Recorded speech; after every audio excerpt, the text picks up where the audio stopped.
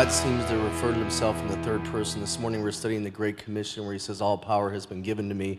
People use that to say that he never claimed he was divine. We kind of put that on him later. And I was wondering, I've been asked that question. I was wondering how you address that question.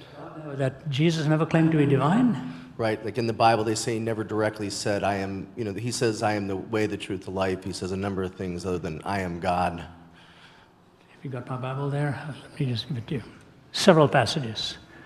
If you look, for example, at John 8, where he is described to be the I am, nothing could be a greater claim than before Abraham was I am. He says, that is the very word of Yahweh, I am. Before Abraham was I am. He's already positing his eternal existence. In Mark chapter 9 and 62, he is asked indeed if he is the Son of God, and he answers that in the affirmative. When in John chapter 20, when Thomas comes to him and reaches and touches his side, ho kurios mu, ho theos mu, my Lord and my God. In Matthew 16, where Peter is talking to Jesus and Jesus says, who do men say that I am? And he posits the possibility of Elijah or John the Baptist. He says, who do you say that I am? Thou art the Christ, the Son of the living God. He said, blessed are you, Simon. Flesh and blood has not revealed this to you, but my Father who is in heaven. If you go on to John 18, where he is standing in front of Pontius Pilate, the very claim that he makes, are you the king then? And he says to Pilate, who's put this question to you, or are you asking this question of your own?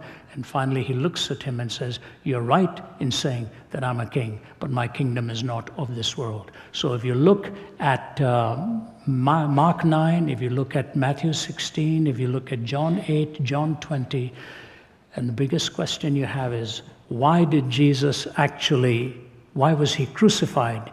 He was crucified because he claimed to be the very Son of God. By contrast, let me put this to you. When Muhammad started receiving a revelation, he didn't even know what was happening.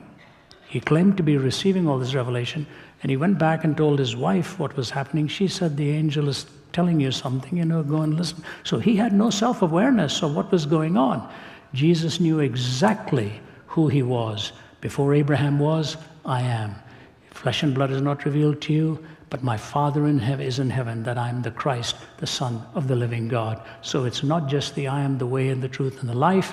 He claims to be pre-existent before any human being, and that is only an attribute of the divine.